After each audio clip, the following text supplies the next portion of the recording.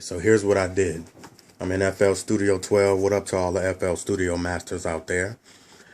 I took the sounds out of Velvet Lounge, which is an expansion for Maschine, and imported them into FL Studio 12. What I simply did was, of course, went to my options, went to my general settings. Matter of fact, I went to my file settings, and I just added the folder in Maschine into FL Studio.